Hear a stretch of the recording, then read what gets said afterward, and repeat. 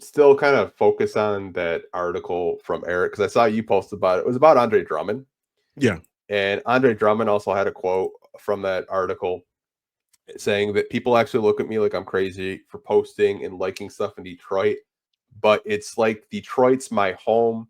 To see success in the city of what's going with the team, I almost feel like I'm a part of that, even though I didn't play for them. So I know we've talked about Andre Drummond in the past on this podcast, but what do you kind of make of his comments of seeing the Detroit Pistons have success this year? I mean, it's not shocking if you know anything about Andre Drummond. This is a guy that when he was traded to the team, to the Cavaliers, this is not a guy that wanted to leave Detroit. I mean, Drummond is one of few NBA players. We'll take that back. Drummond is one of few professional athletes in general to come to Detroit, whether through draft or free agency or a trade, and really embraced every fabric of the city and take on its mantra. And it was from just people that I know that are close to him. He was really distraught when that trade happened, and has been always angling to find a way to get himself back to this city. And I know that a lot of fans that I've spoken this, I don't want to say a lot of fans. I want to be very clear on how I say this.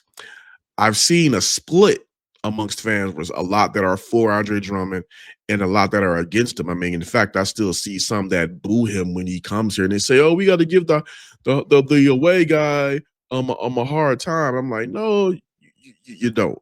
I mean, did Andre Drummond become the player that some of you wanted him to become? Maybe not, but he was a multiple-time All-Star. He led the league in rebounding, 4 times? He made an All-NBA team.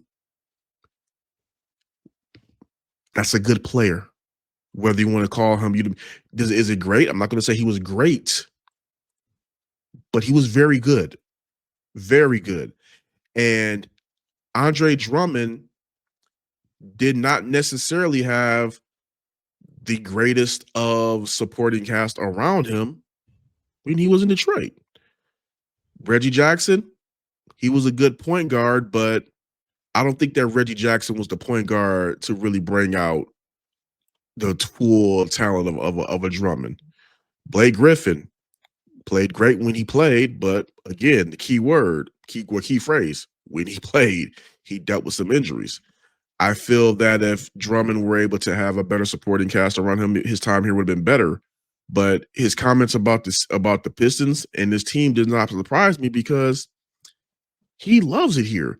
I mean, in fact, when the Pistons come, whenever any team that he's on comes to Detroit, he's usually one of the last guys getting on that bus because he's in the back talking to, staffers or people that he has connection with here that come out to specifically come see him. Like, he still has heavy ties in his city. And, I'm not saying Detroiters need to be grateful that Andre Drummond, loves the city or loves our city, but it's like, come on, give that man the respect. Give that man the respect that he came here. He played as as well as he could, and had his best years in Detroit. And even though he was traded, he still defends this city like it's his own. I mean, what more do you want? Yeah, I mean, I'm kind of with you. The comments haven't surprised me because I know he still has a house here, which apparently it's not his house anymore. His sister still lives in Detroit in his house, and apparently she redecorated it. He said it's all pink and shit, which is kind of hilarious. But I know he's always spoke very positively about Detroit and kind of said Detroit drafted me and kind of grew me into the man I am today. Mm-hmm. And he's talked about getting that max contract and not really knowing what to do with that money. And he didn't really know what that responsibility meant as a young man getting that. And I don't really blame him for what happened here in Detroit. Could he have done more? Sure. But you kind of have to look at the rosters that were built around him, long term. The best player he ever played was with Blake Griffin. And when they were healthy, they were a top 4 seed in the East. I don't know if people remember that when Blake and Andre were in the front court, they used to terrorize opponents. But Blake got hurt, tore his meniscus, and like that team had to get torn down. Andre got traded, as kind of starting that rebuild to Cleveland. But like, I think he has a lot of love and respect for Detroit, and obviously fans. I'm never going to tell a fan how to fan. If you want to boo him, I mean, Yeah. yeah. If you paying to go watch the Pistons, you want to boo him, boo him. I'm not one of those people that's going to boo him because I know he gave a lot for the city. Had a back injury very early on in his rookie season, and it never seemed like he was kind of the same player since then. But I mean, they could have used his rebounding last night, Kory. I don't know. I don't know if you seeing Zach Edey just crash the glass, getting 20 rebounds. Like, could have used his rebounding. JB spoke about it. That was the difference in the game. Yeah, it's two words: box out. Honestly, like I wouldn't even be mad like if they replaced like a third stringer and wanted to bring Andre Drummond on a vets minimum. Like if you get Andre Drummond on a vets minimum as a third string center on this team, I don't really think a lot of fans would be too upset with it. I don't think so either. Things can happen this offseason, but yeah, the guy is clearly angling to, get back in Detroit and, to be on another team. And he kind of, Drummond kind of reminds me of Darius Slay in the sense where Slay was like, hey, if we not playing the Lions, I'm cheering for him because that's still my city. That's still home to me.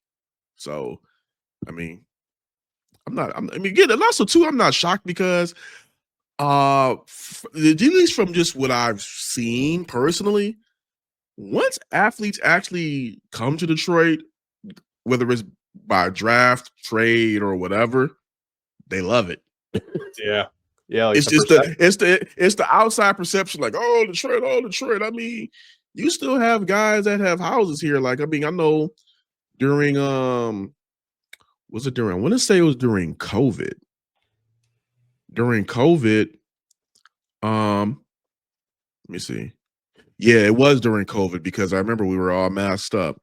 During COVID, Rasheed Wallace walked up and down the streets along with Steven Jackson, which was an interesting pairing.